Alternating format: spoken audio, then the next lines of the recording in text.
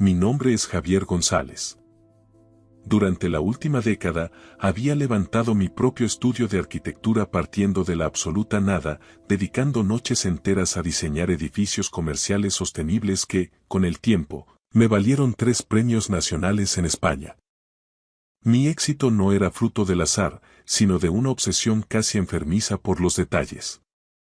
Tengo la capacidad de notar lo que otros pasan por alto, de encontrar patrones geométricos donde los demás solo ven caos. Entendía perfectamente que cada estructura, cada viga y cada material cuenta una historia profunda sobre quienes la habitan. Por eso, mientras esperaba en el elegante vestíbulo de mármol del Hotel Gran Vía de Madrid un martes por la tarde, mis ojos, entrenados para el escaneo constante, se detuvieron en un nombre del registro de entrada, apenas 2 líneas por encima de la mía. Regina Casal, habitación 69. El impacto fue sordo pero profundo. Mi esposa estaba registrada en el mismo hotel donde yo acababa de llegar para una reunión crucial con un cliente internacional, un hotel situado a solo 60 kilómetros de nuestro hogar. Mientras el ascensor de acero inoxidable me elevaba hacia la 6ª planta, mi mente, actuando como un procesador de datos, comenzó a catalogar las inconsistencias. Regina me había asegurado esa misma mañana que viajaría a Valencia para visitar a su hermana, quien supuestamente pasaba por un bache personal. Se había despedido de mí con un beso tibio a las 9 de la mañana, mencionando que el trayecto por la A3 sería largo y que volvería muy tarde. Valencia estaba en la dirección opuesta, a más de 3 horas de coche. Madrid no era una parada en ese camino, era una desviación deliberada y clandestina. La habitación 69 se encontraba al final de un pasillo alfombrado en tonos granate que amortiguaban mis pasos, como si el hotel mismo quisiera ocultar mi avance. Llamé a la puerta con firmeza. Sorprendentemente, mi corazón latía con una calma gélida. Siempre he sido capaz de mantener la sangre fría bajo una presión extrema. Es esa cualidad la que me permite negociar con promotores agresivos o resolver fallos estructurales que otros consideran imposibles. Es mi armadura profesional, mi muro de carga emocional. La puerta se abrió con un leve quejido. Regina apareció tras ella, envuelta en una toalla blanca del hotel que contrastaba con su piel oliva. Tenía el pelo oscuro completamente mojado, peinado hacia atrás de forma apresurada.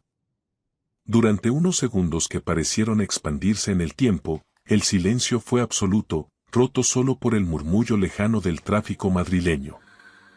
Entonces, el color abandonó su rostro, sus nudillos se tornaron blancos al aferrarse al marco de la puerta y sus ojos se dilataron por el pánico. Javier. ¿Qué haces aquí? Alcanzó a balbucear, con la voz quebrada. Tengo una reunión de negocios en la planta baja en 15 minutos, respondí, manteniendo una neutralidad absoluta en el tono. Vi tu nombre en el registro al hacer el check-in. Pensé que sería un detalle cortés subir a saludarte antes de mi cita, ya que Valencia parece haberse movido al centro de la península. Entré en la habitación sin esperar invitación, mientras ella retrocedía de forma mecánica, como una pieza desplazada en un tablero. Era una suite de lujo estándar, impregnada de un olor a perfume caro y humedad. Cama de matrimonio, amplios ventanales con vistas al bullicio de la ciudad y un minibar de madera oscura. La cama era un desorden de sábanas de hilo revueltas y almohadas desplazadas. Sobre la mesilla de noche, 2 copas de vino tinto de la Ribera del Duero reposaban junto a una botella abierta. Una de ellas todavía conservaba gotas de condensación deslizándose por el cristal, indicando que alguien había estado bebiendo de ella hacía escasos minutos. Regina se apretó la toalla contra el pecho, un gesto defensivo inútil. ¿Puedo explicarlo, Javier? De verdad que puedo. Seguro que puedes, respondí, mientras mi ojo de arquitecto seguía escaneando el entorno, analizando cada error en la escena. El análisis es sencillo, Regina. Solo hay que mirar los materiales sobrantes. 2 toallas usadas en el perchero, ambas empapadas. Un rastro de vapor que todavía se filtraba por debajo de la puerta cerrada del baño, delatando una ducha reciente. Y, sobre la cómoda, un objeto que desentonaba con todo lo que yo poseía. Un reloj de hombre, un Patek Philippe de platino, una pieza de alta relojería extremadamente costosa y de un gusto que nada tenía que ver con mi estilo sobrio. Entonces, el silencio de la habitación fue interrumpido por un sonido metálico casi imperceptible. Un suave clic. El pestillo de la puerta del baño acababa de ser girado desde el interior. Alguien estaba allí, escuchándonos, protegiéndose tras la madera. Dirigí mi mirada hacia mi mujer, cuyos ojos bailaban entre la puerta del baño y yo. ¿Quién es, Regina? Pregunté. Mi voz seguía siendo un lago en calma, pero la superficie empezaba a congelarse. Ella se interpuso físicamente entre el baño y mi posición, con una expresión de desesperación que rozaba la súplica. Por favor, Javier, te lo ruego. No entres. Déjame que te lo explique todo primero. Tienes que entender el contexto. Si ves quién está ahí dentro, ya nada volverá a ser igual. Todo cambiará para siempre. Todo cambiará. Aquella lección de palabras me resultó fascinante y aterradora a la vez. No utilizó las frases habituales de una infidelidad descubierta. No dijo nuestro matrimonio se ha acabado o no es lo que parece. Ese todo cambiará sugería una magnitud que trascende lo personal, algo que afectaba a los cimientos mismos de mi realidad. Estudié el rostro de mi esposa con la misma minuciosidad con la que estudio un plano defectuoso. Había miedo, sí, pero también había cálculo. Regina estaba aterrada, pero su cerebro ya estaba procesando variables, planeando su siguiente maniobra de contención. ¿Cuánto tiempo lleva esto ocurriendo? Pregunté en un susurro. Ella tragó saliva, con un esfuerzo visible que hizo vibrar su garganta. 1 año, confesó al fin. 1 año. 12 meses de una arquitectura de mentiras perfectamente diseñada. 1 año entero de supuestas visitas a Valencia, de clubes de lectura inexistentes y retiros de yoga ficticios. 1 año en el que yo había confiado en ella plenamente, depositando cada ladrillo de nuestra vida compartida sobre una base que, ahora lo veía, estaba podrida desde el inicio. ¿Quién es? Repetí, dando un paso hacia adelante. Alguien a quien conoces muy bien. Los ojos de Regina se empañaron por las lágrimas. Por favor, escucha. Si cruzas esa puerta, no habrá vuelta atrás. Hay gente involucrada, Javier. Gente muy peligrosa. Esto no es solo un asunto de pareja. Gente peligrosa. Las piezas del rompecabezas empezaban a encajar. Siempre se me han dado bien los puzzles, detectar las debilidades estructurales y comprender por qué fallan los sistemas. Mi mujer escondía a un hombre en el baño, llevaba 1 año manteniendo esa doble vida y afirmaba que había criminales de por medio. Esto no era un simple desliz, era una demolición controlada de mi existencia. Apártate, Regina, ordené. No, replicó ella, plantando cara. Pero mis piernas ya me llevaban hacia la puerta del baño. Intenté girar el pomo, pero estaba bloqueado. Ábrela ahora mismo, o llamaré a la seguridad del hotel para que echen la puerta abajo, sentencié. Se hizo un silencio sepulcral. Finalmente, una voz masculina, profundamente familiar, pronunció unas palabras que me helaron la sangre. Hola, Javier. Ha pasado mucho tiempo, amigo mío. Conocía esa voz. Era físicamente imposible, pero reconocería ese tono en cualquier lugar. Abre la puerta, Martín. Martín Soler había sido mi mejor amigo y mi sombra desde nuestros años de facultad en la Politécnica de Madrid. Habíamos fundado el estudio de arquitectura juntos hacía ya 12 años, 2 jóvenes ambiciosos con habilidades que encajaban como un engranaje perfecto.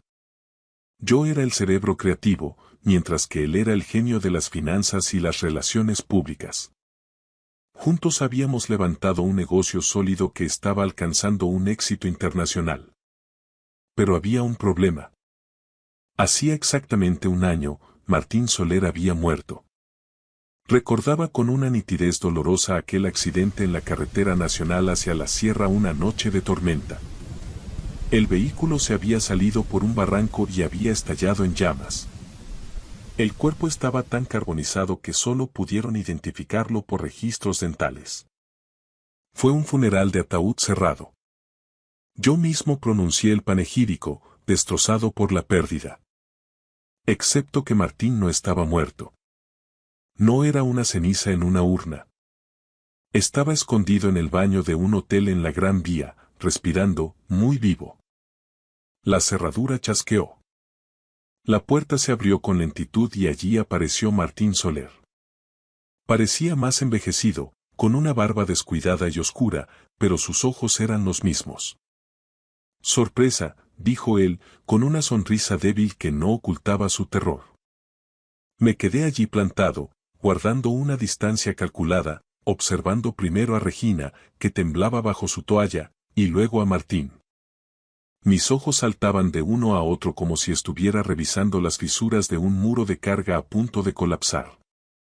Mi mente, sin embargo, no se detuvo, trabajaba a una velocidad vertiginosa, procesando datos, fechas y comportamientos.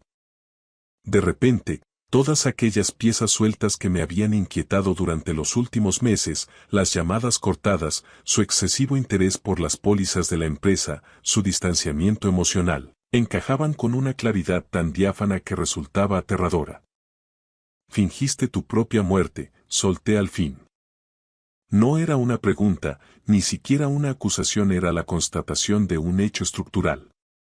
Martín bajó la cabeza, evitando mi mirada directa, esa que tantas veces había buscado para celebrar victorias comerciales en nuestro despacho de Madrid. Tuve que hacerlo, Javier.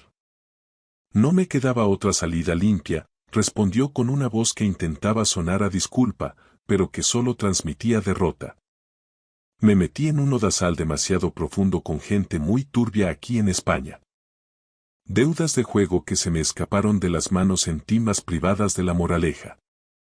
Le debía €500,000 a un tipo llamado Tomás Quesada. Ese tipo no envía cartas de aviso, envía sicarios. Me iba a matar, Javier. Literalmente, me puso una fecha de caducidad. Busqué una salida que nos salvara a todos. El pago del seguro, añadí, completando el esquema financiero del fraude. 2 millones de euros netos entre tu seguro de vida personal y la póliza de hombre clave que la empresa tenía suscrita para protegerme a mí de tu pérdida. Una jugada maestra, Martín. Dinero fresco para borrar deudas y dejar un excedente generoso. Martín tuvo al menos la decencia de encogerse de hombros, pareciendo sinceramente avergonzado bajo la luz cenital del baño. Necesitaba desaparecer del mapa de forma definitiva. Borrar mi rastro, dejar de ser Martín Soler para que los hombres de Quesada dejaran de buscarme. Quería empezar de cero en otro lugar, lejos de la presión y del miedo. Me giré lentamente hacia Regina. Ella seguía aferrada a la toalla del hotel, con la mandíbula tan tensa que se le marcaban los tendones del cuello. ¿Y tú? ¿Tú lo sabías desde el principio? ¿Has estado alimentando este cadáver durante todo este tiempo? Ella apretó los labios antes de hablar. Vino a buscarme la noche antes del supuesto accidente. Estaba desesperado, Javier. Me lo contó todo, llorando, diciendo que si no desaparecía, lo encontrarían muerto en una cuneta de la sierra. Me suplicó ayuda. Yo no podía dejar que lo asesinaran. No podía cargar con esa culpa, Javier. Así que preferiste dejar que yo cargara con el duelo. Mi voz seguía siendo una línea recta, calmada, pero ahora había un filo de acero bajo cada palabra. Dejaste que fuera al depósito a reconocer un coche calcinado, dejaste que llorara a mi mejor amigo, que sostuviera a sus padres en el entierro en la Almudena. Y todo eso mientras tú sabías que estaba vivo. Ha pasado un año, Regina. Un año entero de farsa. ¿Y vuestro lío? ¿Cuándo se convirtió mi socio en el amante de mi mujer? Regina y Martín intercambiaron una mirada rápida, una conexión silenciosa que me dolió más que la propia mentira. Fue una chispa de complicidad que yo ya no tenía con ninguno de los dos. Empezó 6 meses antes de que él muriera, admitió ella finalmente, bajando la voz. No fue algo planeado para hacerte daño. Simplemente ocurrió. Íbamos a decírtelo, de verdad, pero entonces Martín se hundió en las deudas y el plan cambió por completo. ¿El plan? Caminé hacia el gran ventanal de la suite, observando el perfil de los edificios de Madrid bañados por el sol de la tarde. Déjame que adivine la arquitectura de esta estafa. Martín finge su muerte en ese barranco, cobra el seguro a través de beneficiarios o cuentas puente, le paga su deuda a Quesada y se esfuma. Tú te quedas aquí conmigo, interpretando a la perfección el papel de la viuda desconsolada y la esposa ejemplar, dándome apoyo mientras yo intento salvar el estudio solo. Esperas un tiempo prudencial para que las sospechas se enfríen. Y entonces me pides el divorcio alegando que ya no somos los mismos, te llevas la mitad de mis activos, de mis premios y de mi esfuerzo, y te largas a buscarlo a ese lugar donde se haya estado ocultando. El silencio sepulcral que siguió a mis palabras fue la confirmación más rotunda que podía recibir. Había diseñado el plano exacto de su traición. ¿Dónde has estado escondido este año? Le pregunté a Martín sin mirarlo. En Marruecos. En Tánger. He estado viviendo en un apartamento cochambroso cerca del puerto, bajo un nombre falso. Trabajaba de camarero en un café para turistas, viendo las costas de España desde el otro lado del estrecho. Martín salió del baño y se sentó en el borde de la bañera, con los hombros hundidos. Ha sido un infierno absoluto, Javier. No tienes idea. Echo de menos mi vida anterior. Echo de menos Madrid, mi casa, mi coche, el respeto de la gente. Me sentía un fantasma. Deberías haber valorado todo eso antes de estafar 2 millones de euros y fingir que eras cenizas en un ataúd, repliqué con desprecio. Le devolví el dinero a Quesada, dijo Martín, poniéndose a la defensiva por primera vez. Hasta el último maldito céntimo con intereses. Ahora estoy limpio de deudas. Por eso he vuelto. He cruzado en el ferry de Algeciras pensando que ya todo había pasado. Excepto que no lo estás, sentencié, girándome para clavar mis ojos en los suyos. Porque tipos como Tomás Quesada no dejan ir a su presa así de fácil. Son depredadores sociales. Mantienen a la gente enganchada por si pueden necesitarlos más adelante. Nunca se está limpio con alguien así. La cara de Martín pasó del gris al blanco tiza. ¿Cómo sabes tú tanto sobre los negocios de Quesada? No soy idiota, Martín. Soy arquitecto, mi trabajo consiste en entender cómo se sostienen las cosas y por dónde van a quebrar. Te conozco mejor que nadie. Siempre te has creído el más listo de la sala, pero eres descuidado con los cabos sueltos. Cometes errores de cálculo básicos. Saqué mi teléfono móvil y, con un par de toques rápidos, busqué una noticia que llevaba monitorizando desde hacía meses en la prensa de sucesos. A Tomás Quesada lo detuvo la UCO, Unidad Central Operativa, hace 8 meses. Tiene cargos en la Audiencia Nacional por extorsión, blanqueo y pertenencia a organización criminal. Lo que no sabes es que está colaborando activamente con la Fiscalía para reducir su condena. Está dando nombres, Martín. Todos los nombres de aquellos con los que ha hecho negocios sucios. El color desapareció por completo del rostro de mi antiguo socio. Sus manos empezaron a temblar levemente. Lo que significa que la Policía Nacional ya tiene una línea de investigación sobre ti, continué, disfrutando del peso de cada palabra. Saben que una deuda de $500,000 desapareció misteriosamente justo antes de que tu coche se despeñara. Te han estado rastreando. Han visto tus movimientos de dinero. Y Quesada, para salvar su propio pellejo, probablemente les ha contado que tu muerte fue tan real como un billete de madera. Dios mío. susurró Regina, llevándose las manos a la boca. Por eso estás hoy aquí en este hotel, ¿verdad? Sabías que vendría a verlo. Miré a Martín, que ahora parecía un niño asustado en un cuerpo de hombre. Has vuelto porque te has dado cuenta de que el suelo se hunde bajo tus pies. Has vuelto de Tánger porque crees que yo, el solucionador, puedo arreglar este desastre como siempre arreglaba tus pifias en el estudio. ¿Crees que diseñaré una salida estructural para tu fraude? Martín se levantó, dando un paso desesperado hacia mí. Javier, te lo suplico. Éramos como hermanos, joder. ¿Es que 12 años de amistad no significan nada ahora? Los hermanos no fingen su muerte para ver cómo sufres, respondí con una frialdad que me quemaba la garganta. Los hermanos no se acuestan con la mujer de su mejor amigo mientras éste les llora en un cementerio. Yo la quise primero. Estalló Martín, un arranque de celos antiguos que pareció lamentar en el mismo instante en que las palabras salieron de su boca. Solté una risa corta, seca y amarga que resonó en las paredes de la suite. La quisiste primero. Vaya, esa es tu brillante defensa arquitectónica. La querías, así que el fraude, la estafa al seguro y la traición a tu socio están justificados por un romanticismo de segunda mano.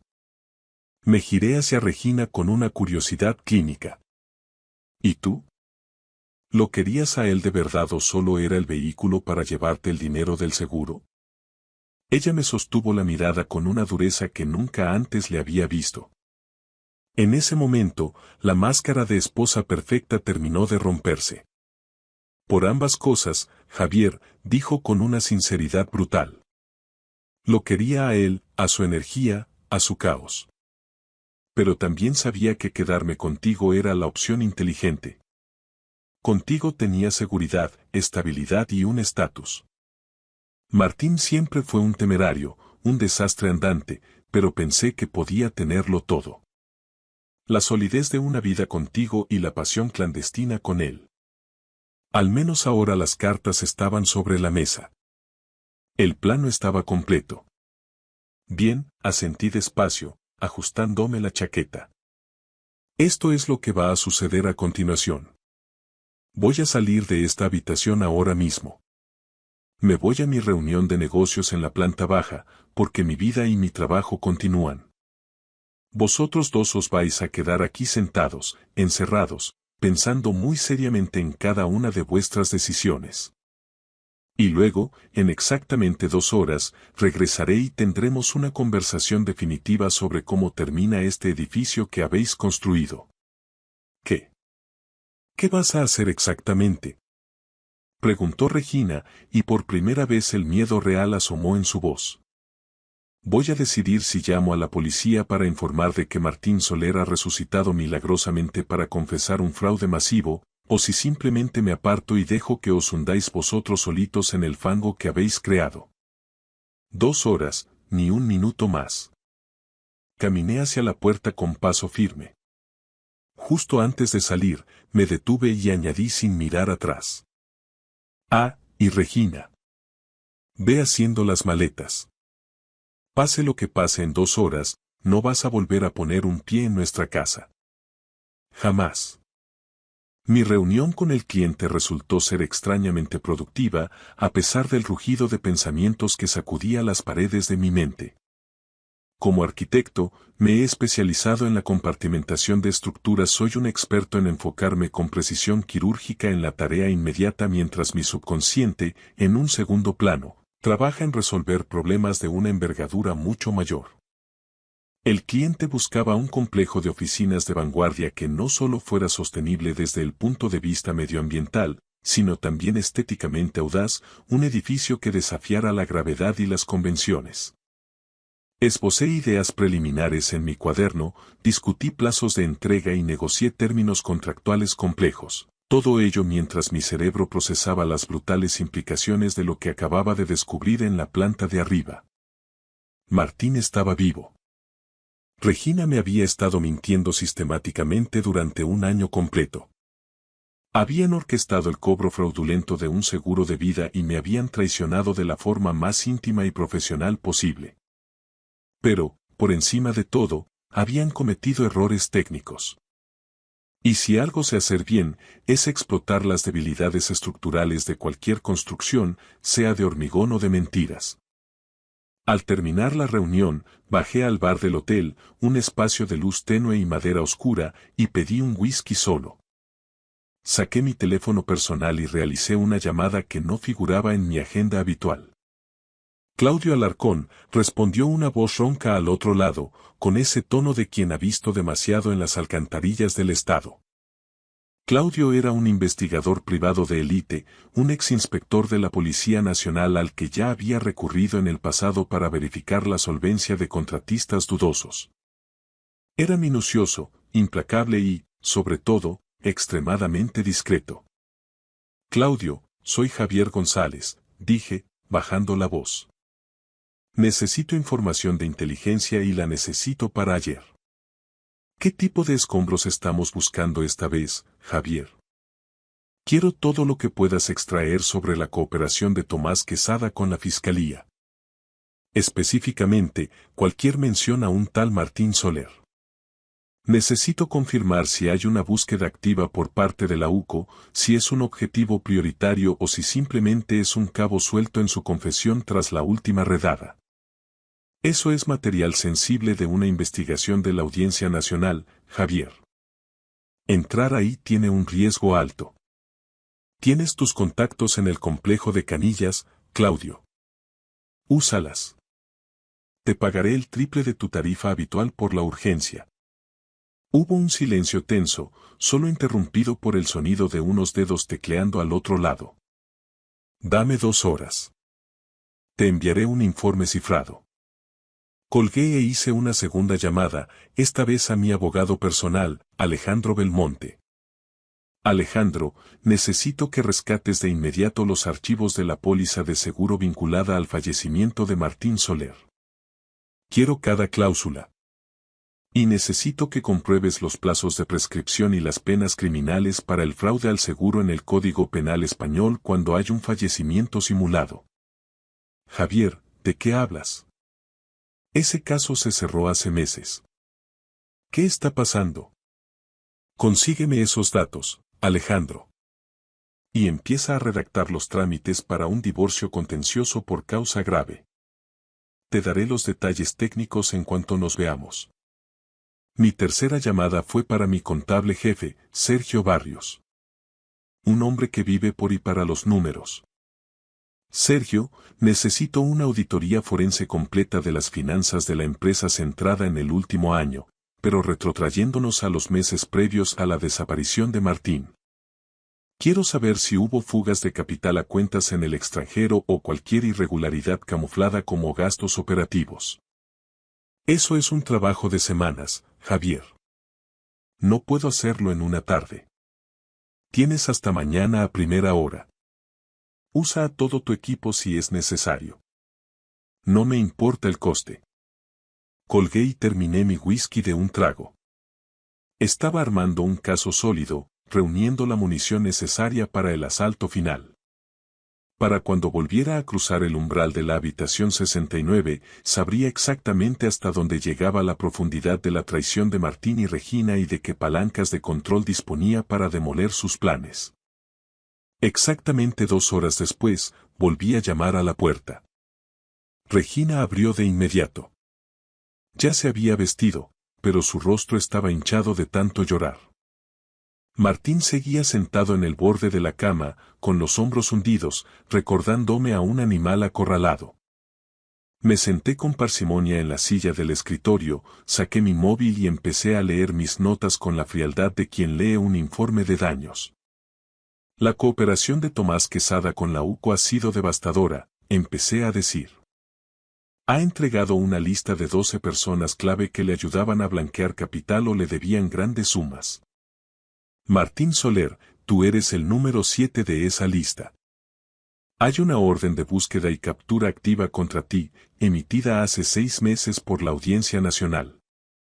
Los cargos son claros. fraude agravado, falsificación de documentos públicos y estafa procesal. El rostro de Martín pasó de una palidez enfermiza a un tono ceniciento. Pero hay más, continué. Las compañías de seguros involucradas han mantenido abierta una unidad de investigación durante todo este último año. Están a horas de presentar una querella criminal. Si te localizan vivo, la reclamación civil, sumada a las multas del Estado, superaría los 10 millones de euros. Yo no tengo esa cantidad. Ni de lejos, susurró Martín con un hilo de voz. Lo sé. Lo que significa que te enfrentarás a una condena en una prisión española por un tiempo muy largo. Pasé a la siguiente nota. McCondiable también ha hecho su trabajo. En los meses previos a tu muerte, transferiste de forma sistemática un total de 400.000 euros de nuestras cuentas a una sociedad opaca. Nunca lo detecté porque yo estaba centrado en el diseño y confiaba en ti. Regina cerró los ojos con fuerza. Llevabas mucho tiempo planeando esta fuga, Martín. Preparando tu huida mientras me dabas palmaditas en el hombro. Y tú, Regina, no fuiste una víctima, fuiste su cómplice necesaria. Tengo los registros de varios hoteles ahora. Os habéis estado viendo en secreto en distintos puntos de España durante este año, siempre pagando en efectivo. Excepto hoy. Hoy utilizaste tu nombre real en el registro del Gran Vía. ¿Por qué cometiste un error tan básico, Regina? Ella no respondió, pero Martín lo hizo por ella. Porque estoy acabado, Javier. Porque Quesada cantó ante el juez y me di cuenta de que Tánger ya no era seguro. Pensé que quizá tú, con tus contactos, podrías ayudarme a desaparecer de verdad. Una identidad nueva. Eres el mejor resolviendo problemas insolubles. Solté una carcajada seca. ¿De verdad pensaste que te ayudaría después de pisotear mi vida? Éramos hermanos, Javier, repitió Martín, suplicando. No, Martín. Éramos socios a los que yo consideraba hermanos. Destruiste ese vínculo cuando decidiste que era buena idea fingir que te habías quemado en un coche para luego acostarte con mi mujer en las sombras. Me levanté lentamente. Este es vuestro escenario actual. La Policía Nacional os pisa los talones, las aseguradoras quieren su dinero y yo podría liquidar esto ahora mismo con una llamada a la patrulla que hay en la esquina. Pero no voy a hacer eso. No todavía. Un destello de esperanza brilló en sus rostros. Porque, continué con una sonrisa gélida, he diseñado una solución mucho más creativa. Una que os aseguro que no os va a gustar nada. Expuse mi plan con la misma precisión milimétrica que utilizo al diseñar un rascacielos en una zona sísmica. Cada pieza tenía que encajar a la perfección, cada elemento de carga debía estar calculado para resistir el peso de las consecuencias y generar el máximo impacto emocional y legal. No había espacio para el error en este plano final. Martín, no tienes escapatoria, así que vamos a elegir la forma en que vas a caer, comencé, mirándolo fijamente. Vas a entregarte voluntariamente a la Policía Nacional. Ahora mismo. Vas a ofrecer una cooperación plena y absoluta, testificarás contra Tomás Quesada en cada una de las piezas separadas que se instruyan en la Audiencia Nacional y te declararás culpable de todos los cargos de estafa agravada al seguro y falsedad documental. Eso pueden ser 15 o 20 años en una prisión española, Javier, protestó Martín, con la voz quebrada por el pánico. Me estás pidiendo que me entregue a los lobos. Con una confesión detallada y la aplicación de la atenuante por cooperación activa, probablemente el juez reduzca la pena a un rango de 6 a 8 años. Pero aquí está el núcleo del trato. Vas a ofrecer algo que la UCO no pueda rechazar. Les darás información minuciosa sobre cada criminal que Quesada te presentó en las sombras, cada trato ilegal del que fuiste testigo durante este último año y cada método de blanqueo que viste mientras te escondías en Tánger. Serás el testigo más valioso que haya pasado por esos juzgados en décadas. No sé lo suficiente como para marcar una diferencia real, balbuceó él, frotándose las manos nerviosamente. Te sorprendería lo que tu mente es capaz de recordar cuando tu libertad depende de ello.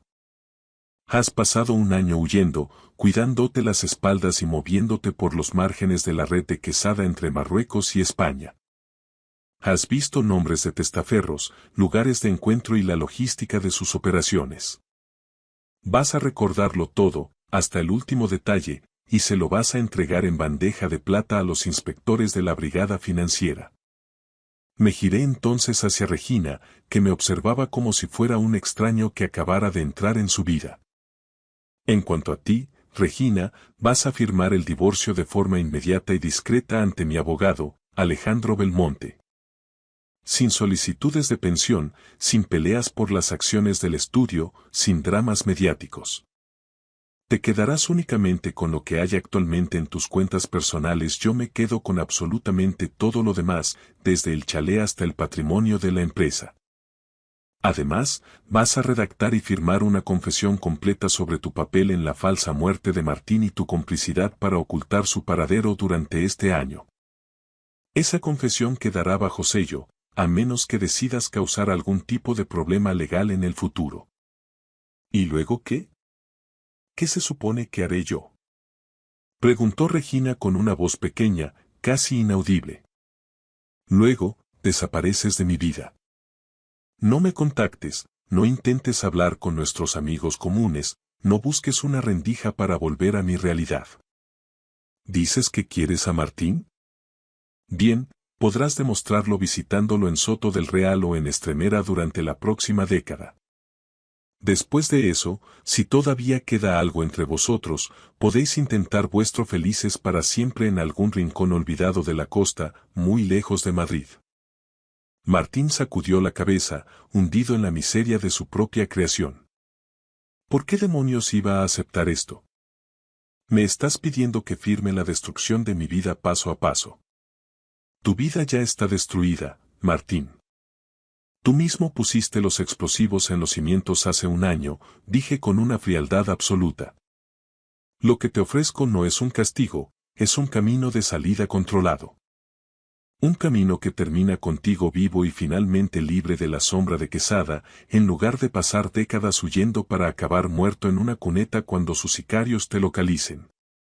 Porque te encontrarán, Martín. No eres ni la mitad de listo de lo que crees. ¿Y qué ganas tú con toda esta arquitectura de castigo? Preguntó Regina, con una pizca de la antigua altivez asomando en sus ojos. Sonreí levemente, una expresión que no llegó a mis ojos. Justicia poética. Ver cómo ambos enfrentáis las consecuencias reales de vuestras traiciones. Podré seguir adelante sabiendo que vuestras deudas están siendo pagadas. Tendré la satisfacción de haber sido el hombre íntegro, el que no os destruyó físicamente aunque tenía todas las herramientas para hacerlo. Saqué mi teléfono y puse en la pantalla un número de contacto que ya había verificado. Este es el inspector Lorenzo Leal, el hombre que lidera el caso contra el clan de los Quesada en la Policía Nacional. Voy a llamarlo en exactamente 10 minutos. Tenéis dos opciones. O Martín se entrega voluntariamente con mi respaldo, lo cual facilitará vuestra situación penal, o bien os denuncio a ambos por estafa y encubrimiento ahora mismo. En ese caso, la policía derribará esta puerta en menos de lo que tardas en parpadear. ¿Cómo sabemos que no nos traicionarás una vez que Martín esté en comisaría? Preguntó él. No lo sabéis. No tenéis ninguna garantía, pero tampoco tenéis opción. Es el único trato que vais a recibir de mí. 90 minutos más tarde, me encontraba en el vestíbulo del hotel, observando a través de las grandes cristaleras de la Gran Vía como dos agentes de paisano de la Policía Nacional escoltaban a Martín hacia un coche camuflado. Llevaba las manos esposadas y la cabeza baja. Se había entregado sin resistencia. Regina estaba a mi lado, envuelta en su abrigo, con lágrimas silenciosas surcando su rostro. Nunca fue mi intención hacerte este daño, Javier, dijo en voz baja. Te equivocas, Regina. Sí lo fue. Simplemente no contabas con que el edificio que construisteis tuviera un fallo de diseño tan obvio. No esperabas que os pillaran. La miré por última vez, tratando de encontrar a la mujer que amé, pero solo vi un hueco vacío. Una última pregunta antes de que esto termine. Después de todo este año de farsa, ¿alguna vez me quisiste de verdad? Se tomó un tiempo eterno para responder, un silencio que pesó más que cualquier palabra. Creo que amaba la estabilidad que me dabas, el estatus, el futuro seguro. Pero nunca estuve enamorada de ti con la intensidad con la que lo estoy del caos de Martín. Entonces espero, sinceramente, que ese caos haya valido la pena el precio que vais a pagar. ¿Ha valido algo de esto la pena? Preguntó ella, mirando hacia el coche que se alejaba. Mira a tu alrededor. Nos has destruido a todos. Yo no he destruido nada, Regina. Yo solo he puesto un espejo frente a vuestras acciones. Vosotros mismos fuisteis los que derribasteis los muros. Yo solo me estoy asegurando de que nadie salga indemne de las ruinas. Ella se secó las lágrimas. Firmaré los papeles del divorcio mañana. Me iré de la ciudad esta noche. Perfecto. Mi abogado tendrá lista la confesión para que la firmes a primera hora. Después de eso, para mí, habrás muerto con la misma finalidad con la que Martín murió hace un año. Ella asintió y se alejó hacia la salida, desapareciendo entre el gentío de Madrid.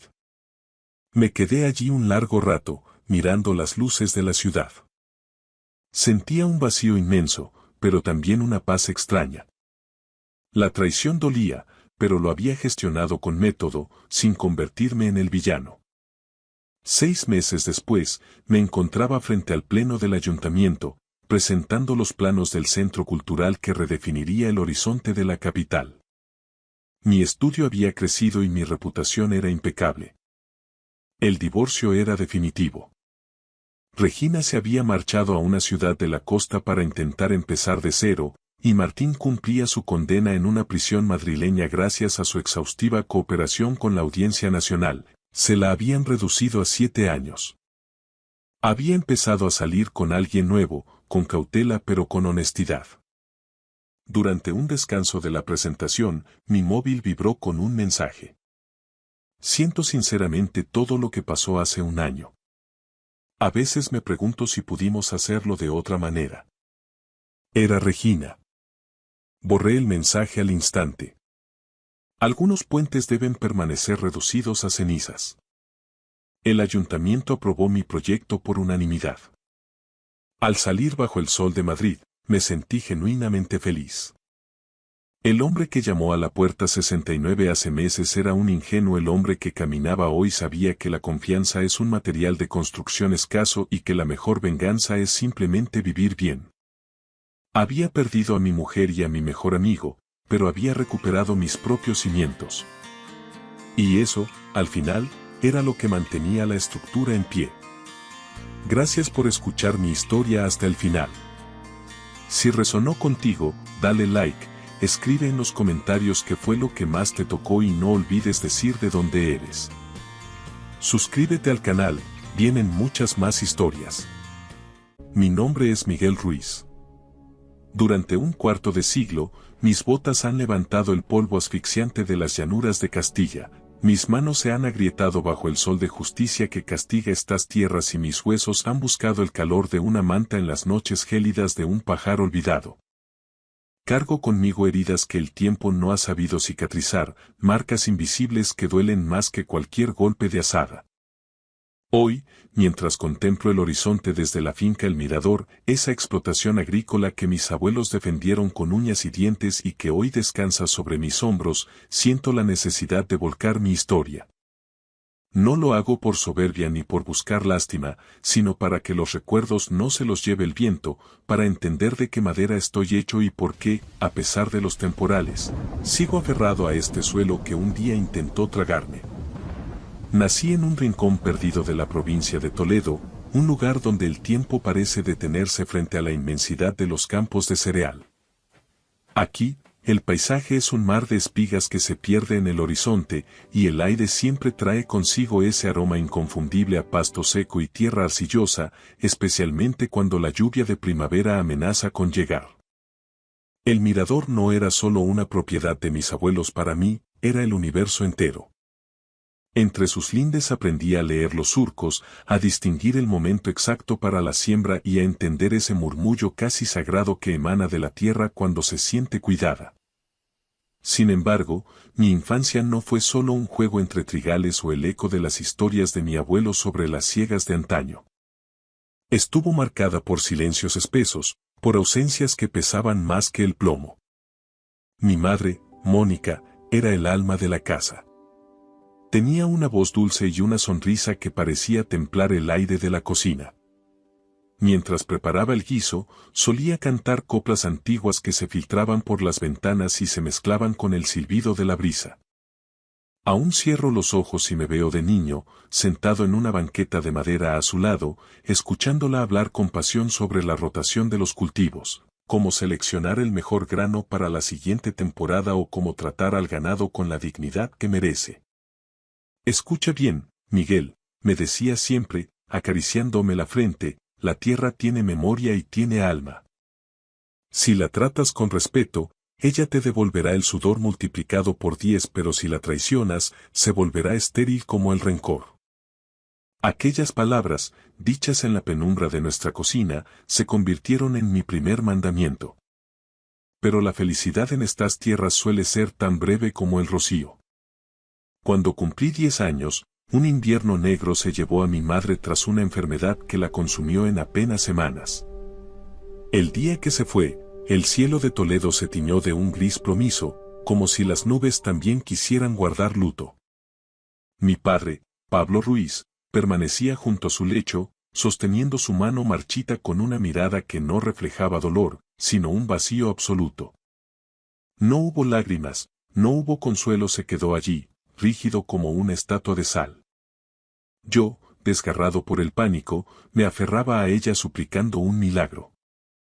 En su último aliento, Mónica me dedicó una sonrisa trémula, me acarició el cabello y susurró unas palabras que marcarían mi destino. Cuida de tus abuelos, hijo.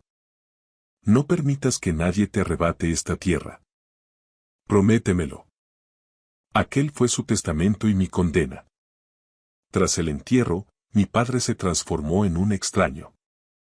Aquel hombre que me subía a hombros para alcanzar las manzanas y que reía con estruendo en las comidas familiares, murió junto a mi madre.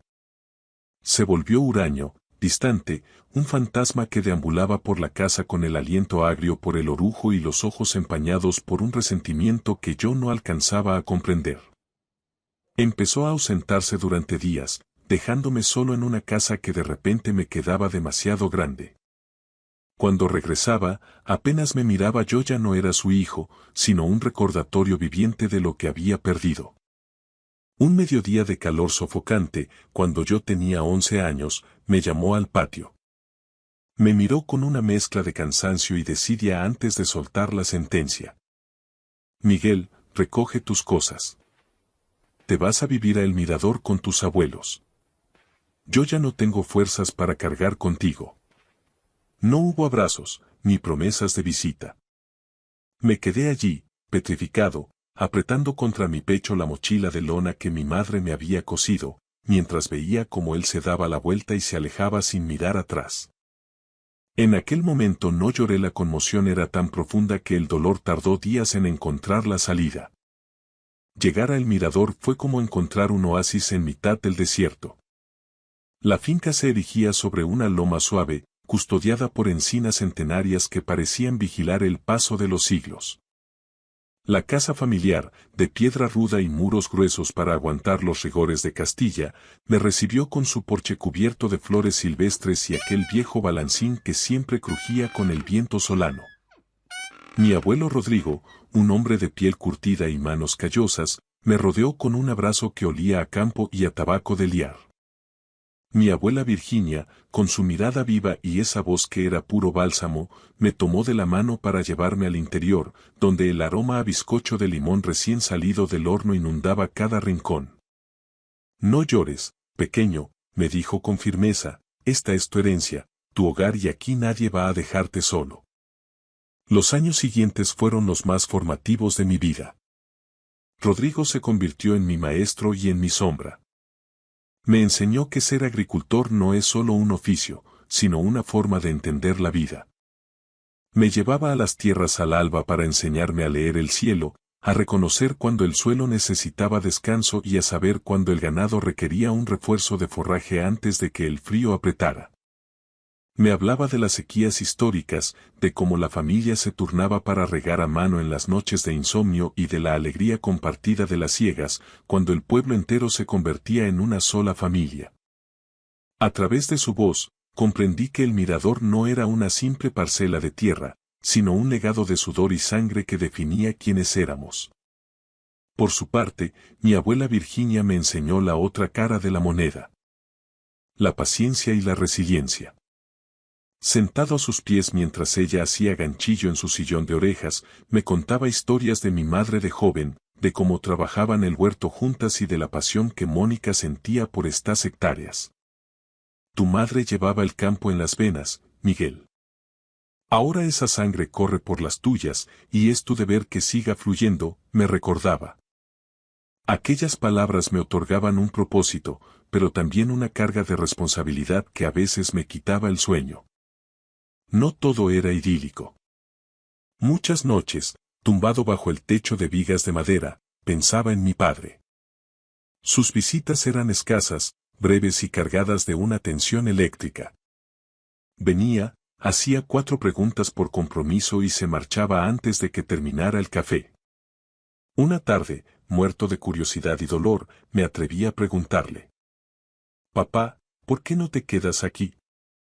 Hay sitio para todos». Él suspiró, evitó mi mirada y respondió con una frialdad que me heló el alma: «Lo entenderás cuando seas mayor, Miguel. La tierra no solo da frutos, también entierra a la gente».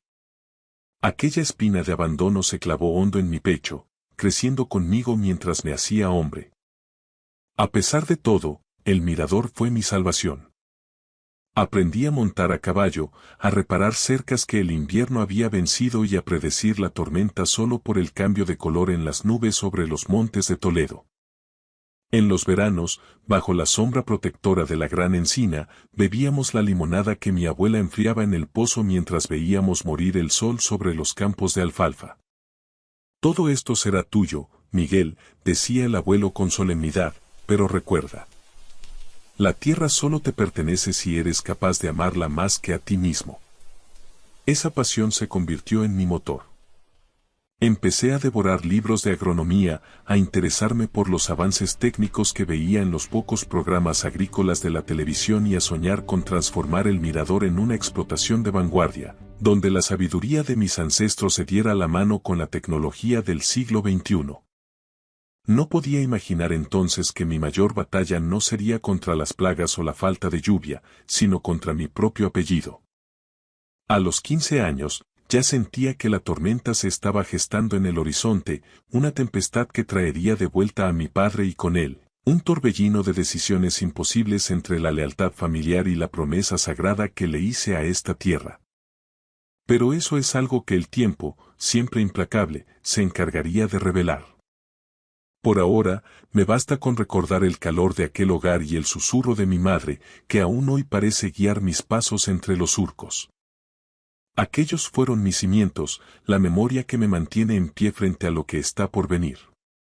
Los años de adolescencia que pasé bajo el ala de mis abuelos forjaron en mí un amor feroz por la tierra, una conexión casi mística con los ciclos de la cosecha y una añoranza anticipada por esos días de paz que, en el fondo de mi alma, sabía que no durarían para siempre. Durante aquel tiempo, mi deseo evolucionó. Ya no solo quería conservar la finca para que no se hundiera, aspiraba a transformarla en una explotación de vanguardia, en algo que hiciera que los nombres de Rodrigo y Virginia resonaran con orgullo en toda la comarca de la Sagra. Comprendí que para honrar el pasado debía dominar el futuro, y que eso requería una paciencia que solo se cultiva observando cómo crece el trigo. A los 16 años, mi refugio dejó de ser el campo para convertirse en el pequeño despacho al fondo de la casa, un rincón que olía a papel viejo y a cera. Allí, mis abuelos custodiaban una estantería cargada de tesoros. Tratados de agronomía de los años 70, manuales sobre la cría de ganado ovino y revistas del sector que mi abuelo Rodrigo coleccionaba como si fueran reliquias. Los devoraba noche tras noche bajo la luz temblorosa de un flexo, peleándome con términos como estrés hídrico, nitrificación del suelo o capacidad de intercambio catiónico. Anotaba en un cuaderno cada idea sobre cómo optimizar el barbecho o qué maquinaria podría aliviar la espalda de mi abuelo. Virginia, al pasar con un vaso de leche caliente, me sonreía con melancolía. Eres el vivo retrato de Rodrigo cuando mozo, Miguel. Tienes los pies en el barro pero la cabeza en las estrellas. Sus palabras eran mi combustible, aunque las dudas me asaltaban en cuanto salía al sol. ¿Sería yo capaz de gobernar el mirador? Hablamos de cientos de hectáreas de suelo arcilloso, un rebaño que no entiende de descansos y una climatología caprichosa que en Toledo puede pasar de la helada negra a la solana abrasadora en un abrir y cerrar de ojos. Yo era un muchacho que apenas había cruzado los límites de la provincia. En esos momentos de flaqueza, Rodrigo se sentaba conmigo en el porche, me ponía su mano callosa en el hombro y sentenciaba. La tierra no te pide que lo sepas todo hoy, hijo. Te pide que la escuches. Si la amas, ella misma te dirá cuando tienes sed y cuando estás satisfecha. Con esa premisa, me lancé a descubrir la agricultura del siglo XXI. En la vieja televisión de tubo vi un reportaje sobre el cultivo hidropónico y el riego por goteo automatizado. Me quedé prendado. La posibilidad de fusionar la sabiduría ancestral de mi familia con la tecnología me obsesionó. Empecé a frecuentar la biblioteca del instituto y a gastar mis pocas pesetas en el locutorio del pueblo para investigar en Internet. Leía sobre sensores de humedad, drones para el mapeo de cultivos y el uso de Big Data para predecir las cosechas. Cada descubrimiento era una chispa que alimentaba un incendio de ambición sana. Mi último año de bachillerato fue un calvario de codos y café. No era el estudiante más brillante en literatura, pero en ciencias y matemáticas era imbatible porque veía en cada ecuación la solución para la finca. Mis abuelos fueron mi retaguardia. Virginia repasaba mis trabajos de lengua, aunque siempre decía con un suspiro que mi madre, Mónica, habría sabido corregirlos mejor. Rodrigo, por su parte, hacía sacrificios en silencio. Vendía un poco más de grano o algún ternero extra para ir llenando un sobre que decía para la Universidad de Miguel. Tú hinca los codos, muchacho, me decía con gravedad. Dao dinero, ya nos encargamos los viejos. El día que llegó el sobre de la Universidad Politécnica de Madrid confirmando mi plaza en Ingeniería Agronómica, solté un grito que debió oírse hasta en la plaza del pueblo. Corrí a casa y los abracé con tal fuerza que casi los levanto del suelo. Virginia rompió a llorar de alegría. Rodrigo solo sonrió, pero vi como una lágrima solitaria se perdía entre sus arrugas. Vete, Miguel, susurró. Vete a la capital y trae de vuelta el conocimiento que nosotros nunca pudimos alcanzar. Pero el miedo me atenazaba. Madrid era un monstruo de asfalto a 70 kilómetros de mi paz, y yo temía no estar a la altura o, peor aún, que mi ausencia marchitara el mirador. La despedida en la estación de autobuses fue un desgarro silencioso. Mi abuela me entregó una lata de galletas de manteca y mi abuelo deslizó en mi mochila un cuaderno de hule donde había anotado, con su letra de trazo firme, los secretos del clima de la zona durante los últimos 50 años. No olvides de dónde vienes, porque si pierdes tus raíces, el viento te llevará como a la paja, fue su último consejo. Mientras el autobús enfilaba la carretera hacia Madrid, lloré sin consuelo, sintiendo sobre mis hombros el peso de 3 generaciones y la promesa que le hice a mi madre. La Politécnica fue un choque brutal. Me sentía un extraño entre hijos de terratenientes y chicos de ciudad que nunca habían visto una asada. Pero me negué a ser el paleto de Toledo. Estudiaba hasta que me ardían los ojos, centrándome en la agricultura de precisión. Me fascinaba la monitorización por satélite y las energías renovables aplicadas al riego. Cada vez que aprendía a programar un sensor, visualizaba mi finca convertida en el modelo a seguir de toda Castilla-La Mancha. Sin embargo, las sombras no me abandonaban. Mi padre, Pablo, era un eco lejano y frío.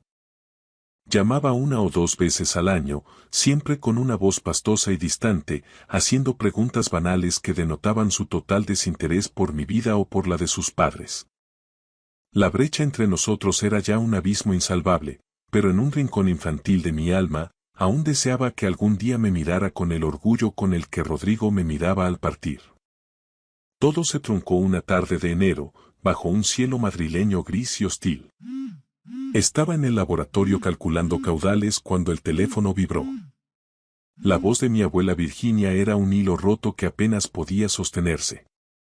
Miguel. Tu abuelo. Le ha dado un ataque al corazón. No ha llegado a la ambulancia. Sentí que el mundo se detenía. El hombre que era mi roca, mi guía y mi verdadera figura paterna se había ido. Me desplomé en el suelo del laboratorio, rodeado de probetas y cables, mientras el llanto me ahogaba. Volví a Toledo con el alma en jirones.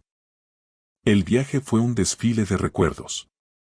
Rodrigo enseñándome a ordeñar, su risa ronca cuando yo tropezaba con los aperos, su olor a sol y a tierra. El funeral fue sencillo, pero el pueblo se volcó. Rodrigo era un hombre de palabra en una tierra donde eso todavía significaba algo. Frente a su ataúd, en la pequeña iglesia de piedra, juré que su esfuerzo no caería en saco roto. Días después, Virginia me pidió que nos sentáramos en el salón. Con las manos temblorosas, sacó una caja de caudales y me entregó un documento oficial. El testamento.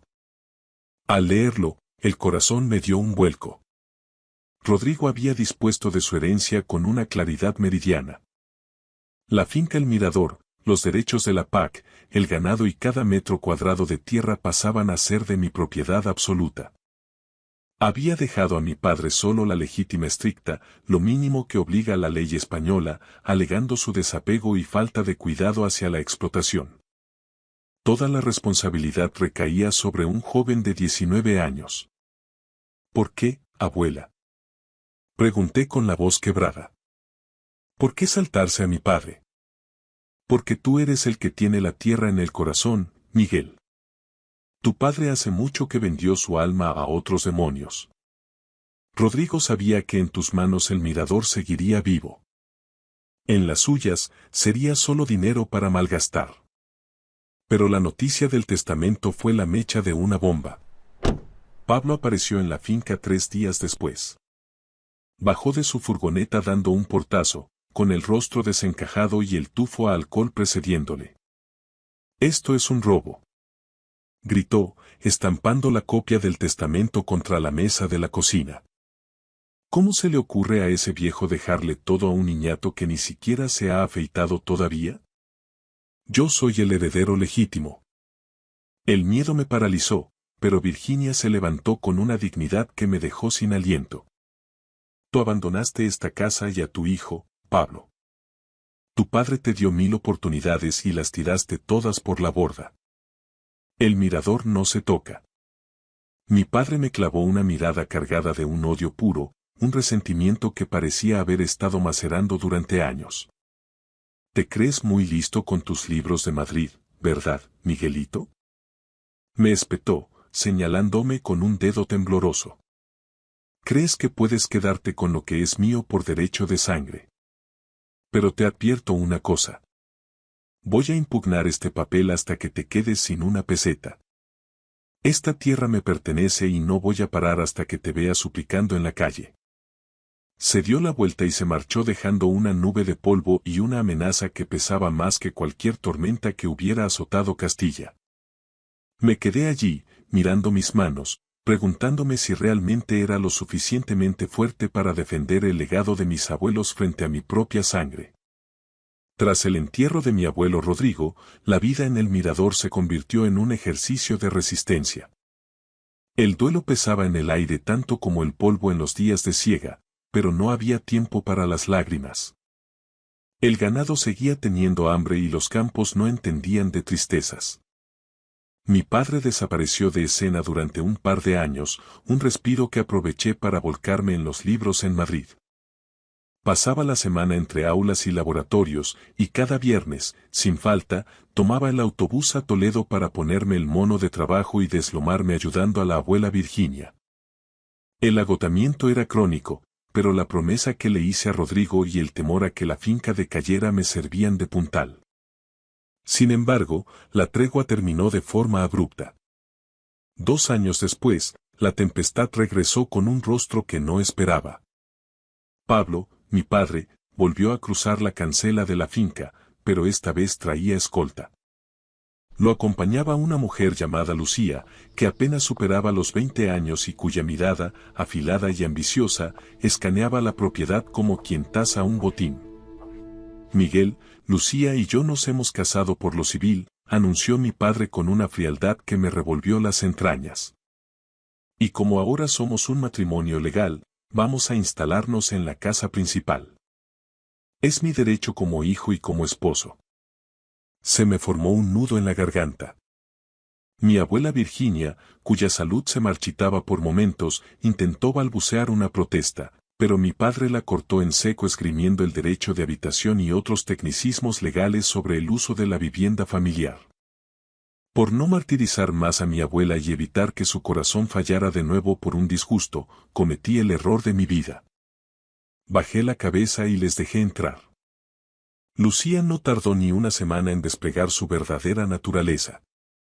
No tenía el menor respeto por los ciclos del campo ni por la historia que guardaban aquellos muros de piedra. Para ella, el mirador no era un legado, sino un activo inmobiliario que estaba infrautilizado. No dejaba de susurrarle al oído a mi padre planes que me hacían hervir la sangre.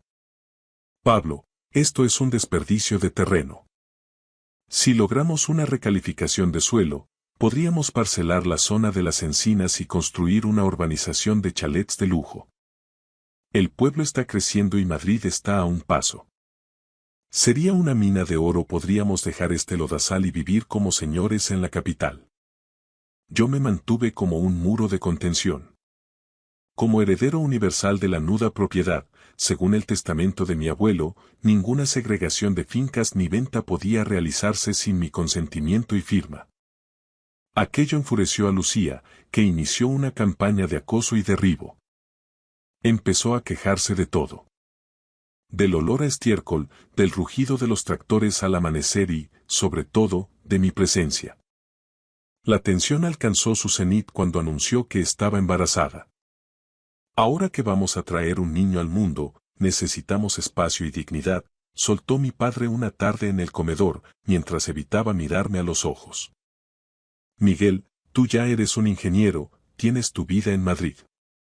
Lucía dice que el bebé necesita tu habitación para su cuarto de juegos y sus cosas. Tienes que desalojar la casa de inmediato. Me quedé de piedra.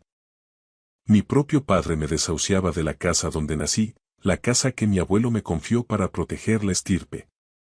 Miré a la abuela Virginia, estaba hundida en su sillón, con el rostro surcado por lágrimas silenciosas, amordazada por el miedo a las represalias de Pablo.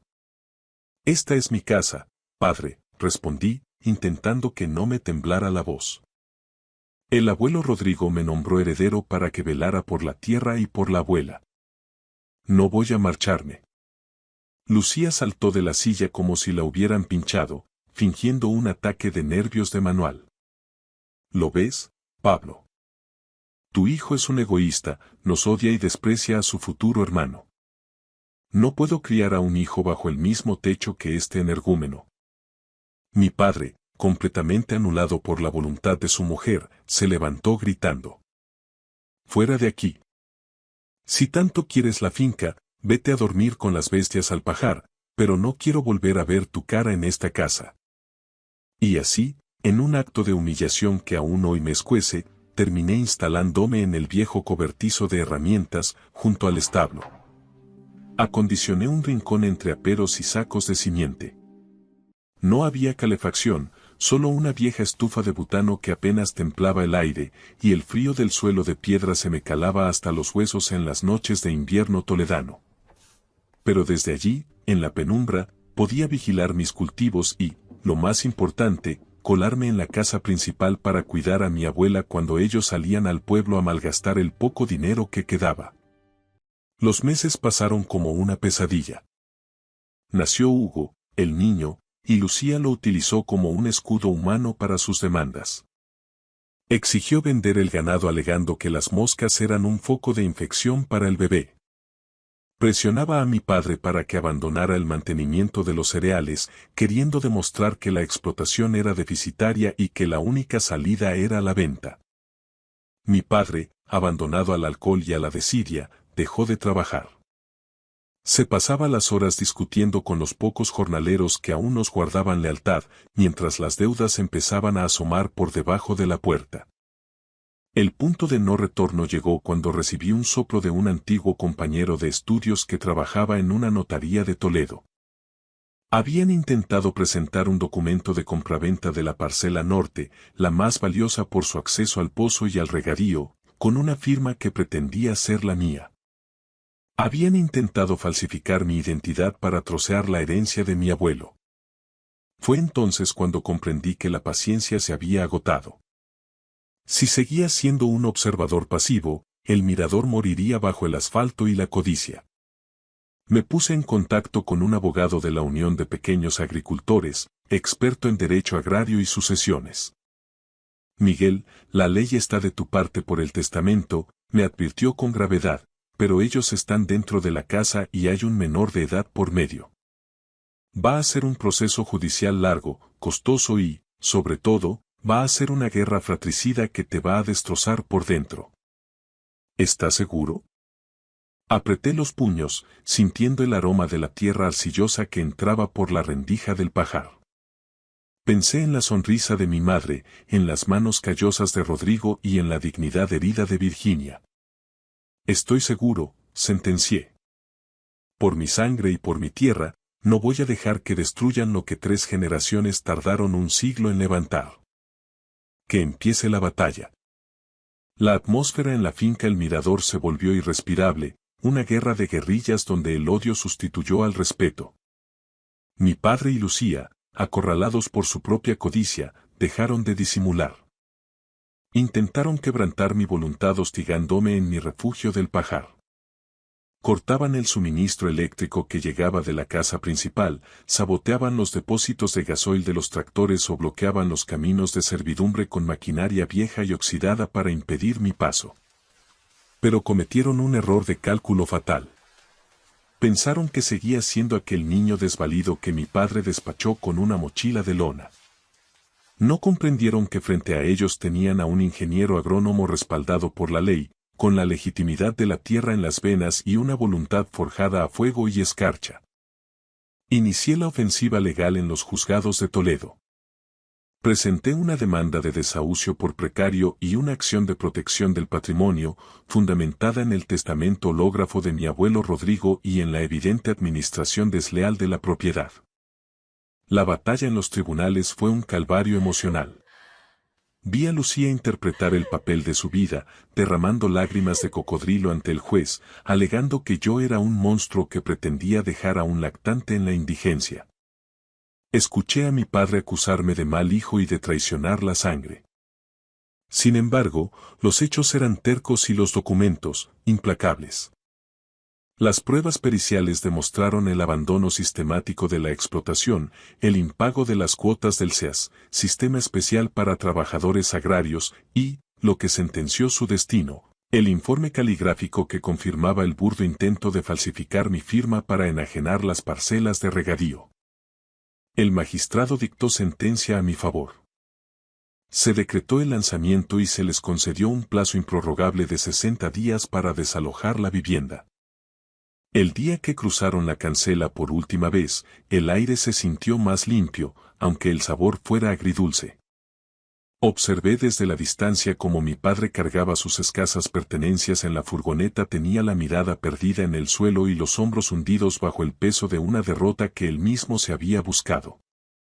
Lucía, fiel a su estilo, no dejó de lanzar improperios y maldiciones contra los muros de piedra, como si la casa tuviera la culpa de su fracaso. No sentí el triunfo que esperaba, solo una punzada de compasión por aquel hombre que un día fue mi héroe y terminó siendo un extraño. Cuando el motor de la furgoneta se perdió tras la loma, el mirador soltó un suspiro de alivio que resonó en cada encina. Lamentablemente, la victoria llegó con un vacío irreparable. Mi abuela Virginia no alcanzó a ver el sol de la justicia. Falleció apenas unas semanas antes del fallo judicial, en aquella modesta habitación del establo que habíamos transformado en su último baluarte de dignidad. Se fue en silencio, apretando mi mano con sus dedos armentosos, mientras el viento solano golpeaba las vigas. Haz que estas tierras vuelvan a cantar, Miguel. Hazlo por el abuelo, por tu madre. Y por ti, susurró antes de que su luz se apagara. Con el control absoluto de la finca, inicié la reconstrucción. Invertí hasta el último céntimo de los ahorros que mis abuelos custodiaron con tanto celo y solicité un crédito del ICO para jóvenes agricultores. Fue el momento de pasar de los planos a la realidad. Implementé el riego por goteo con telemetría que había diseñado en la Politécnica, levanté invernaderos de alta tecnología con control de clima y recuperé el ganado, pero esta vez apostando por la excelencia. Una cabaña de producción ecológica certificada, destinada a los mercados más exigentes de Madrid. Los años siguientes fueron un testamento de esfuerzo. Trabajé de sol a sol, de cosecha en cosecha, sin distinguir domingos de festivos. Cada gota de sudor sobre la tierra arcillosa, cada madrugada analizando mapas de rendimiento y niveles de nitrógeno, era un ladrillo más en la promesa cumplida. El mirador dejó de ser una herencia en ruinas para transformarse en la explotación modelo de toda Castilla-La Mancha, un faro de modernidad que respetaba, por encima de todo, la tradición. Una tarde de este último otoño, con el sol poniente bañando los campos de cereal en un oro líquido y profundo, me detuve en el centro de la finca. Contemplé la exuberancia de los cultivos, el brillo especular de los invernaderos y el murmullo rítmico de los aspersores fundiéndose con el mugido de las vacas en el valle. Cerré los ojos y, por primera vez en 25 años, sentí una paz absoluta. La brisa traía ese aroma a tierra roja y tomillo, y por un instante, pude sentir la presencia de Mónica, de Rodrigo y de Virginia, como si sus sombras caminaran a mi lado, sonriendo ante la obra terminada. Supe hace poco que mi padre vive en un pequeño piso de alquiler en la ciudad, consumido por la soledad después de que Lucía lo abandonara en cuanto se agotó la última moneda que pudo sacarle. No sé si el tiempo me otorgará la generosidad de perdonarlo, pero he decidido que su sombra no oscurecerá más mi camino. Me quedé allí, solo ante la inmensidad de mi destino, y susurré al viento. Lo hemos conseguido, abuelo. La tierra sigue siendo nuestra. Mientras el sol se ocultaba tras los montes de Toledo, comprendí que, pasara lo que pasara, este era mi sitio. Mi refugio. Mi hogar. Mi legado eterno. Gracias por escuchar mi historia hasta el final. Si resonó contigo, dale like, escribe en los comentarios qué fue lo que más te tocó y no olvides decir de dónde eres. Suscríbete al canal, vienen muchas más historias.